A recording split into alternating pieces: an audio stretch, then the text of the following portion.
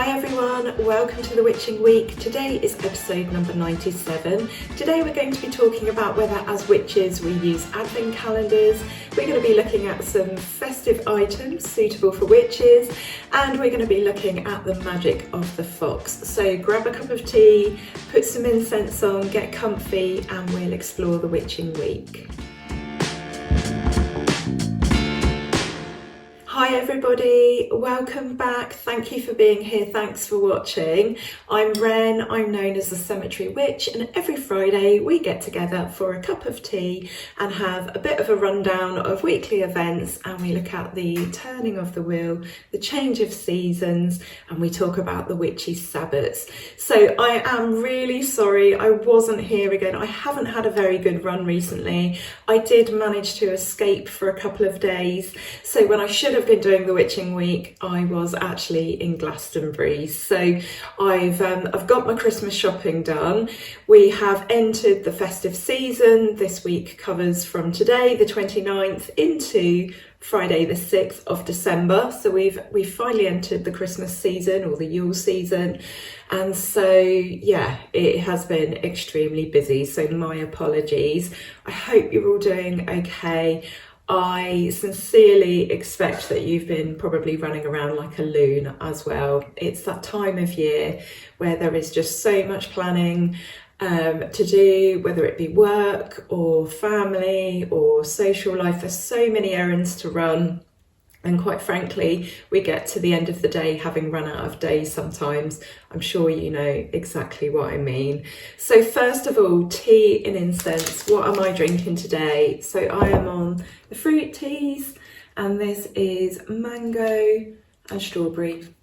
Mango and strawberry. Very, very nice indeed. And I am burning a new incense. So I got this from Dillaway, probably one of my favourite shops in Glastonbury. So it's the shop that sells all the incense and all the bits and bobs from India. So all the lovely bits of furniture, wall hangings, bed covers, stuff like that. And it's just called Meditation, Ayurvedic Meditation. And it is really lovely. It's a masala incense, so it's quite heavy, and it's got that sort of I want to say genuine, because some of the incenses today are like really perfumey and they're sort of produced really cheaply. I'm sure this one is to a degree, but this is what I'd call like an authentic incense. Am I making any sense? Probably not. But anyway, yeah, really, really lovely. So I've just put this on for the first time to start this video. Very, very nice. Yeah, so winter. We should be wintering now, shouldn't we? We should be resting, we should be relaxing, we should be recuperating, and we're all just running around like complete lunatics. And I don't have the capacity and the energy for it at the moment. I'm squeezing as much as I can into every single day, and I'm just not there. And then I'll keep having days where I'm poorly, obviously, and so and I'm saying obviously because if you're running at 100 miles an hour, you're just going to flatten yourself if you've got chronic health conditions. So yeah, it's a bit of a roller coaster at the moment, but I am feeling so festive. I have to say I have enjoyed all of the seasons of this year so much, genuinely, and I can only put that down to not only you guys who watch the Witching Week and the fact that I get to really sort of immerse myself in things so they don't become quite so, I think, stressful or fearful, but because, you know, I've been running posts and events and things related to the seasons, I've definitely sort of immersed myself in them a lot more.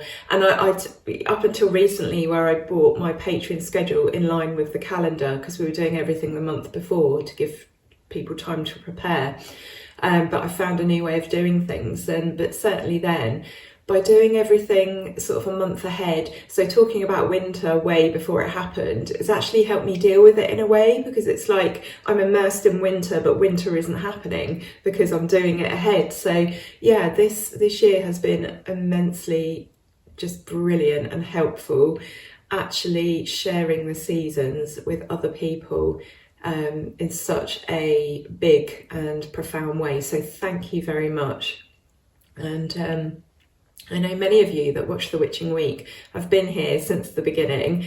Thank you so much. I really appreciate you. And if you're new here, you're very, very welcome. So I wanted to talk about witchy Christmas jumpers. I was looking at Christmas jumpers and came across a witchy one, and I thought, yeah, why haven't I Googled this? So I had a look, and there is such an amazing selection. There's pentagrams, there's cats, there's coffins, which is, well, perfect for me here on the cemetery. There's witchy hats. I don't have a witchy Christmas jumper. In fact, I don't have a Christmas jumper at all. My mum bought me one years ago, and I don't know what happened to it, which is weird. We had matching ones, the 5 of us, my mum, my dad, my daughter, me and my husband. I quite like it's not a witchy one, but I quite like the Black Sabbath one that you get that's like black, white and purple. I've been threatening to get one of those for years, but of course Yule comes round and I spend my money on everyone else, so I've never quite managed to buy one of those. But one day I will get an oversized witchy jumper. Let me know if you've got one. Let me know if you've got a Christmas jumper. What type is it? Is it just a regular Christmas jumper? Is it a witchy one? Maybe it's one with a band on like Black Sabbath.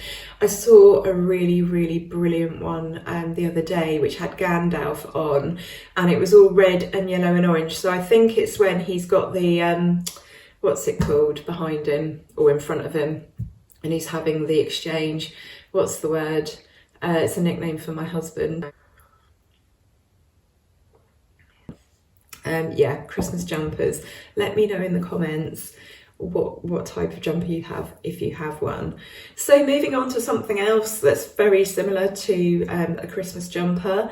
Someone in my Patreon the other day, thank you, asked the question if we usually have advent calendars as witches. She didn't mean generally, she meant personally. So for me, I grew up with an advent calendar. I didn't grow up in a particularly religious household, not at all, quite the opposite, but we had an advent calendar as kids, counting down until we got to Christmas Day. My mum used to give us a chocolate one, and she also used to have these amazing hangers for us that I thought for years that she had created. Apparently she didn't, but and it had little presents tied to it. I think you'll remember from last year I made something similar for my kids. Well, this year Mum has bought me this absolutely huge, amazing calendar. Some years I get one, some years I don't. I don't mean from my mum, I just mean generally. I personally, because I grew up with one, I think what's the harm in having one? Yes, I'm a witch. Yes, I really, really connect to the Wheel of the Year, and that makes so much sense to me. But I also feel we have the calendar year as well. And I just think whatever gets you, whatever little things, whatever like little moments of joy or light or celebration you need to get through the winter, then so be it, to get through this dark time. Now, I'm not saying I need an advent calendar. I don't need one. Some years I don't have one, but I think there's nothing wrong with it. If you're a witch and you have an advent calendar as well, that's absolutely fine. And of course, there are other ways of marking time. We have some way which lead you up to the winter solstice. There are of course pagan ways of doing this. You can get witchy advent calendars as well, but there's nothing wrong with a Christmas chocolate calendar. You can get vegan ones, you can get regular ones. There are so many different types of calendar out there. I've seen skincare ones, makeup ones, even feasting ones that have got things like chutney and champagne in them. Tea lights, there must be a Lego advent calendar out there. I'm sure there probably is. Some of these get really, really pricey. I've got a crystal one, so I was selling these in my shop. I've got a crystal advent calendar, so I'm looking forward to opening that. So yeah, what do you think? I have seen these massive lint calendars that are £180, which don't even get me started on that when you consider there are some people that, you know, don't get a meal, they're homeless. Obviously, you know, if you're going to pay £180 for a massive chocolate calendar, then you have more money than sense. But anyway, they're just huge. They're the size of a person. I saw that, I stumbled across that, and that's what got me thinking about advent calendars and realising that there are just so many different types out there. So let me know, are you a witch, and do you have an advent calendar anyway? And do you have a really special one? Do you get one that I've not mentioned? It doesn't have tea or tea lights in, or chocolate, or skincare, or makeup. Maybe you've found one out there with something really, really quite niche. I'd love to hear. There are so many just interesting things out there to explore, aren't there? It's what makes this world so interesting. And we've only got 4 weeks to go. We've got, I think, less than 4 weeks. I don't actually know what day Christmas Day falls on this year. I'll have to check that out.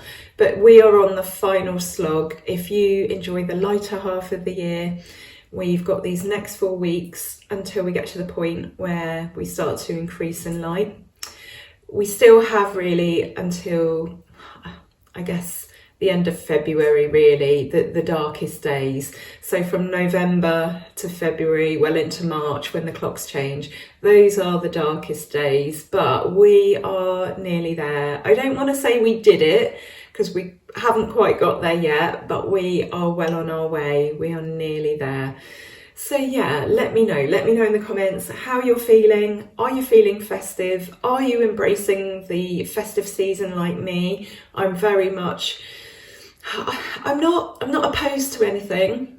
I don't fight things, but equally I'm just throwing myself into things a bit more this year, and actually it seems to be a really good way of coping with things, because yeah, I don't do the cold and wet, as you know, and I'm pretty enthusiastic and lively about most things in life, but the autumn and the winter are particularly hard. But yeah, I'm finding, and I always thought I threw myself into everything, but this year I think I've made an extra effort to really enjoy and really embrace and really immerse.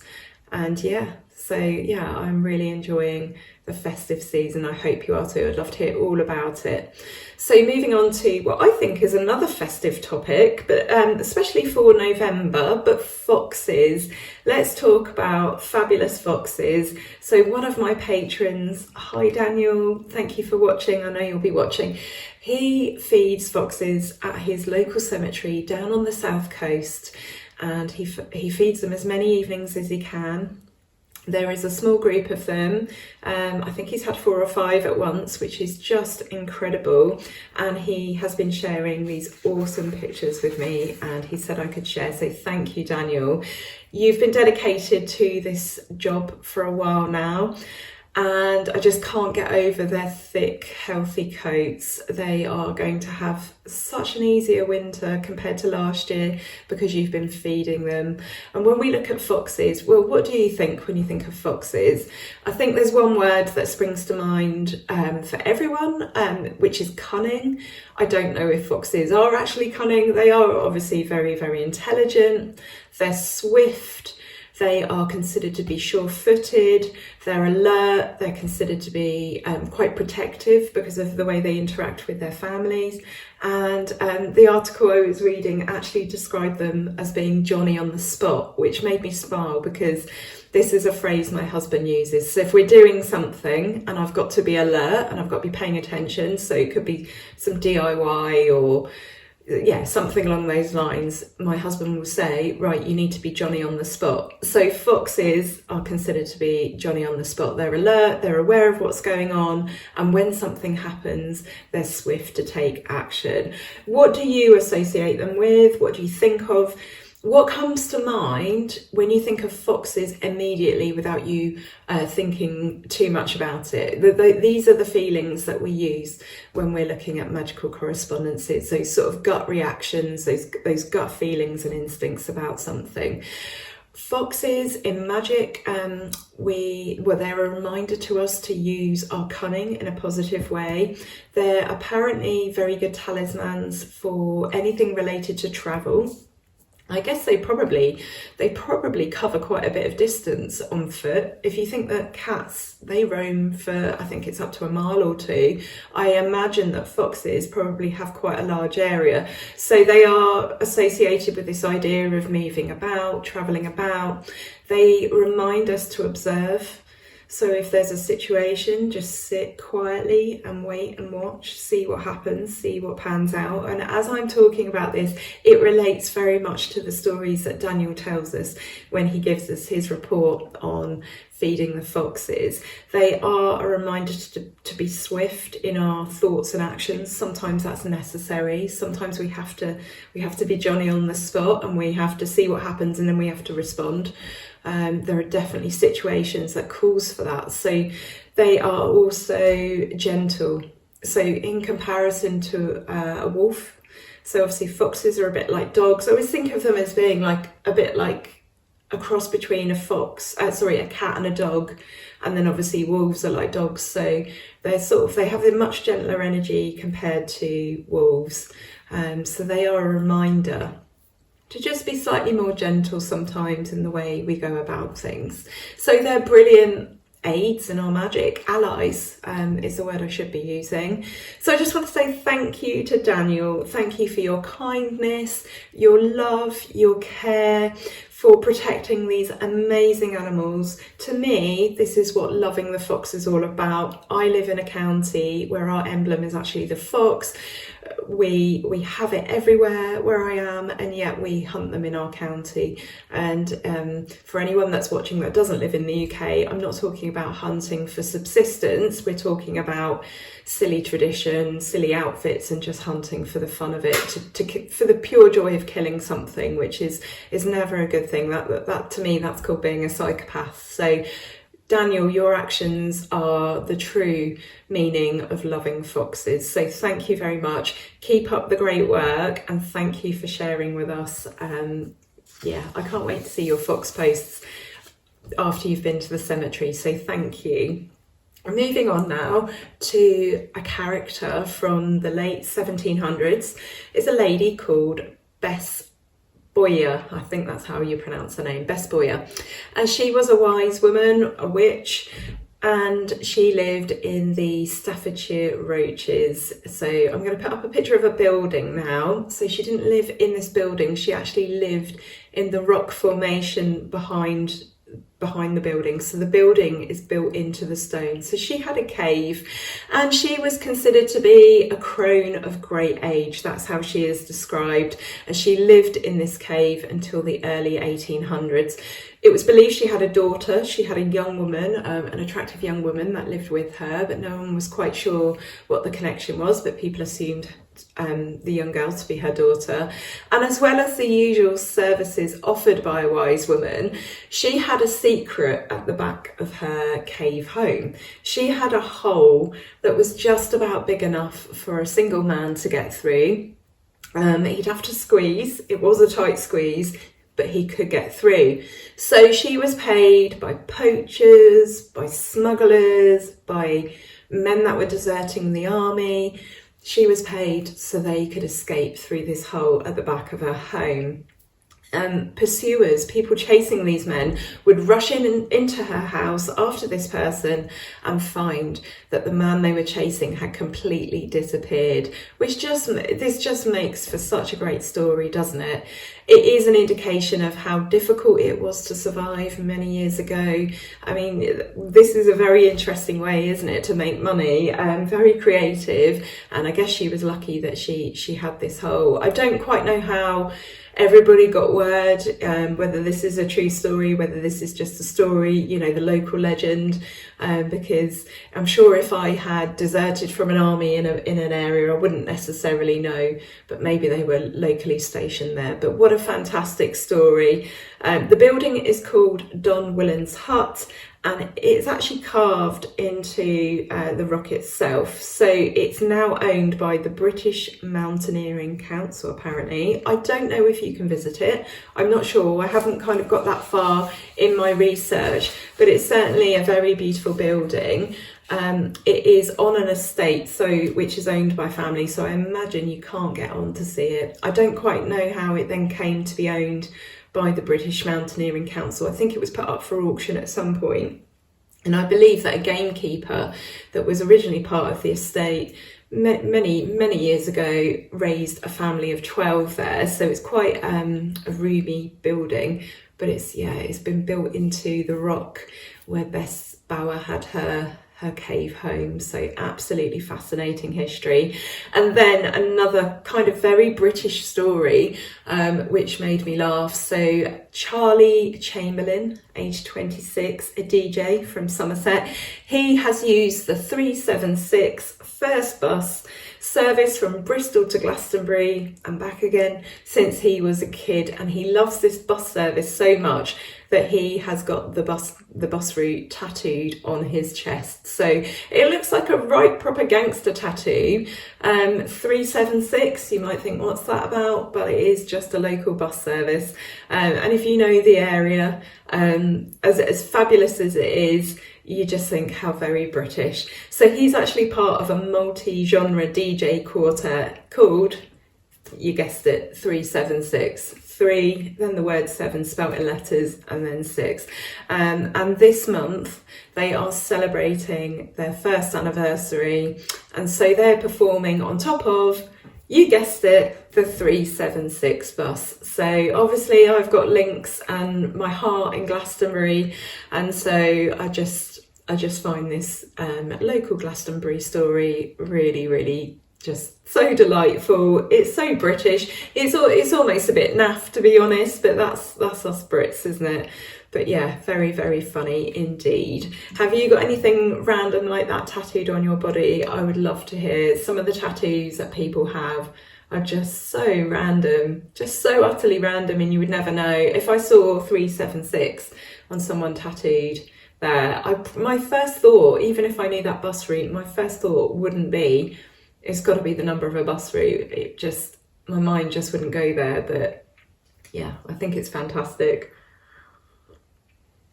So how many of you, talking of delights as a kid, how many of you in the UK remember the TV series Nightmare? I absolutely loved this programme. It ran from 1987 to 1994, so that was the ages of 6 and 13 for me. And the week before last, it was 30 years since they aired the last episode. So this gives you a little clue into my age. 30 years ago, and it ran up until I was 13. So yeah, probably my favourite programme as a kid.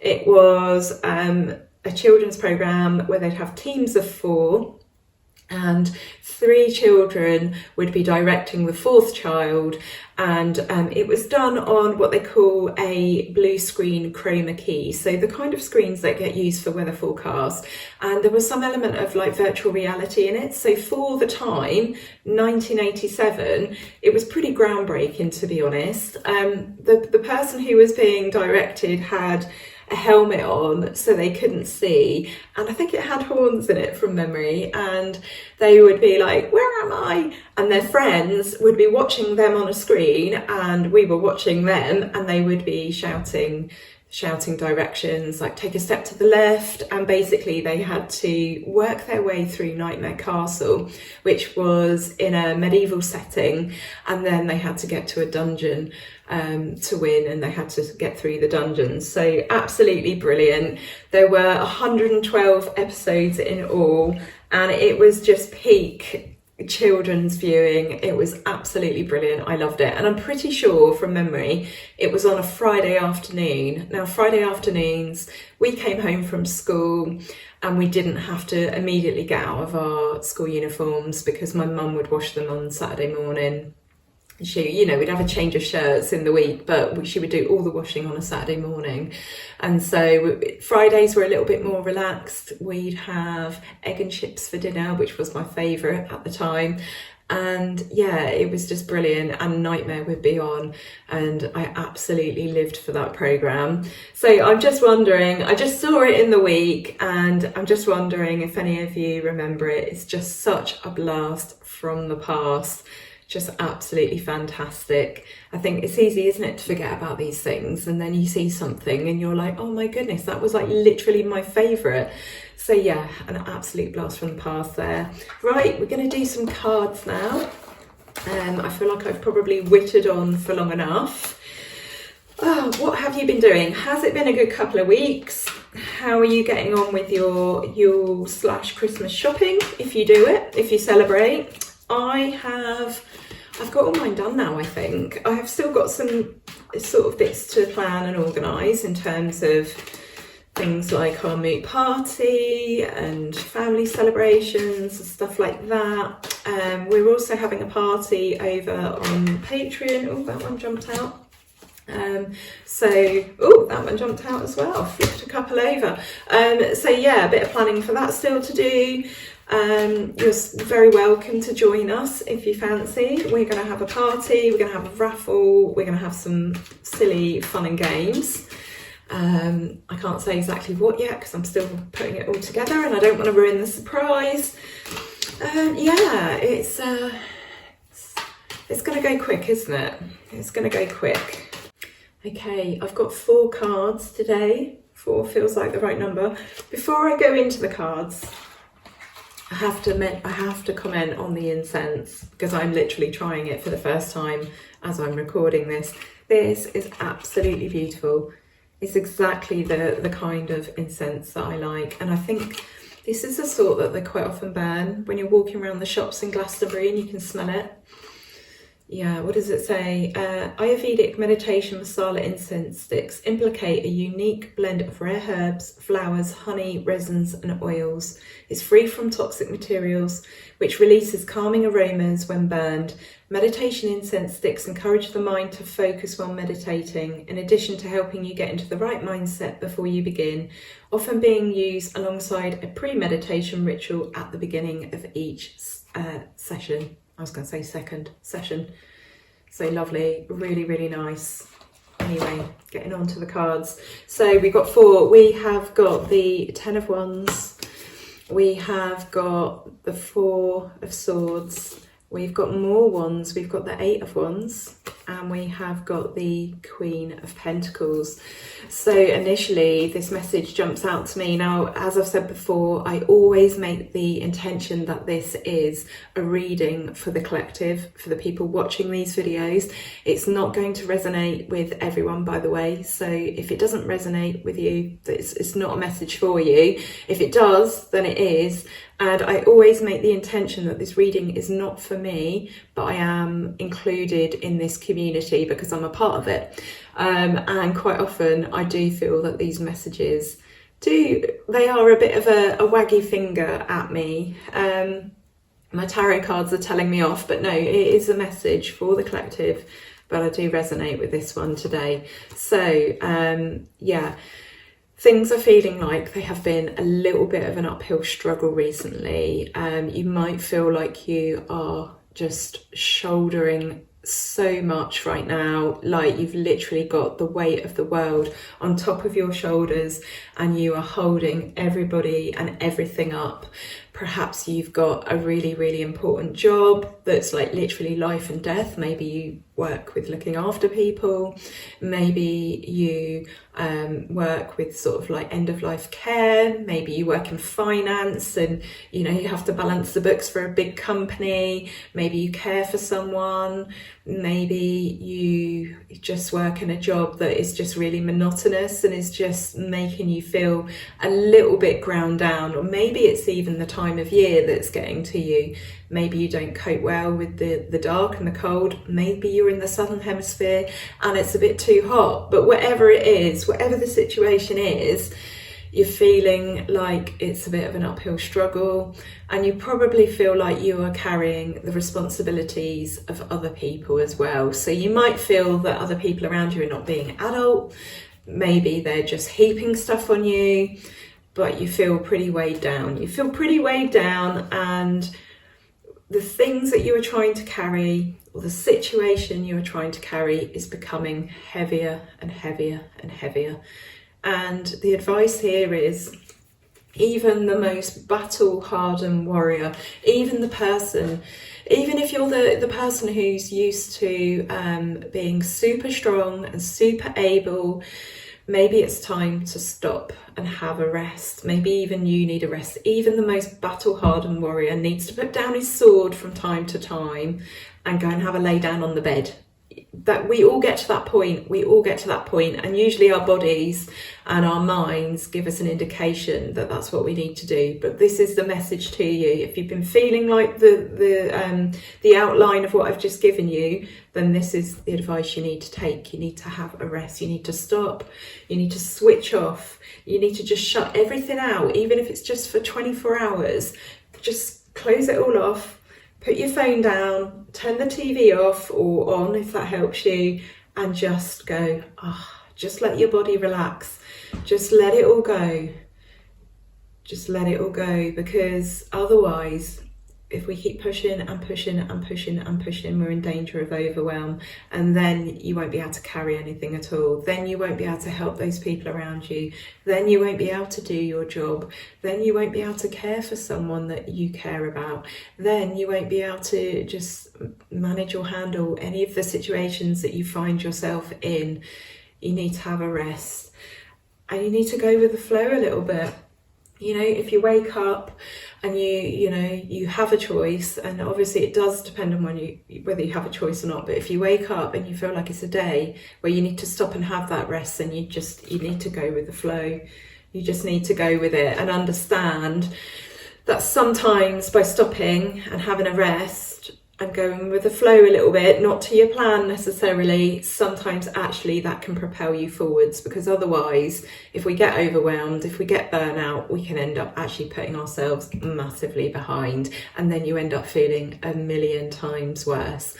So when you do this and you put this in place and you have that little word with yourself, I'm going to have that little word with myself as well, then we get to a point where we can go back to being that nurturing, loving, giving person, where we worry about everyone else around us. It's like putting the oxygen mask on yourself first. If you're on a plane and the oxygen masks come down and you've got children, or you've got people that need help, yes, the tendency is you're going to want to put them on them first, but actually you have to put your own oxygen mask on first, and then you are free to help as many people as possible. So sometimes we have to initiate that little bit of self-care. We have to be that little bit selfish, but it's with a view for helping others. So yeah, it's time to have a bit of a rest. And perhaps this is just the general energy feeling of the year. We are in month number 11. We're nearly in month number 12. So we're coming to the end of the completion of a cycle. So looking at the year.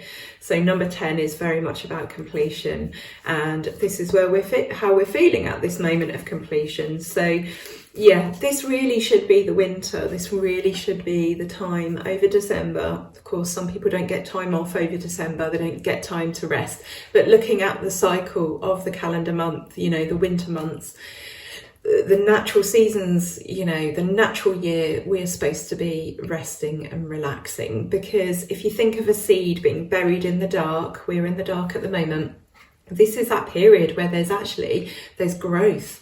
There is this potential for growth, because in our hibernation, we actually, what's the word I'm after? There's this gestation, isn't there? It's like the gestation period of a little plant, of a seed, something that's been planted. And you need that quiet moment of dark for things to, just bubble and boil away, ready to burst out. So yeah, time for a break, time for a rest, and then you can get back to the business of being the person that you are. So not a bad reading for the period ahead. I'm getting absolutely smoked out with this. It's like directly blowing at me today. There's no breeze today. I'm looking out the window and it's very, very still. but when it's windy we can actually feel it come in the house. Even though we've got secondary glazing, when we have really heavy wind and rain, believe it or not, the rain actually still gets into the building. It blows into the kitchen. So yeah, so when it's windy and there's incense on, quite often it blows past me, but it's blowing in my face today. Right, on that note, yeah, wishing you an absolutely lovely week ahead. I am planning to be here next week.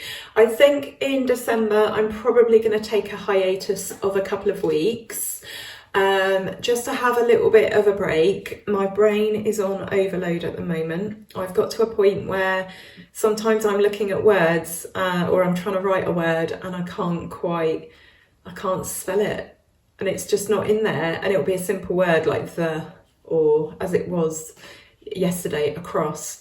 So yeah, I'm probably going to take an actual break of a couple of weeks rather than missing it for whatever reason, because it's busy or something else needed to be done, or I got ill, or I'm actually going to plan on taking a couple of weeks off, probably after the sort of 14th, 16th, that part of the month. So I'm going to have the second half off, and then we will come back bright and breezy in January, ready for a fresh calendar year ahead. So thank you so much for being here. Thank you for watching.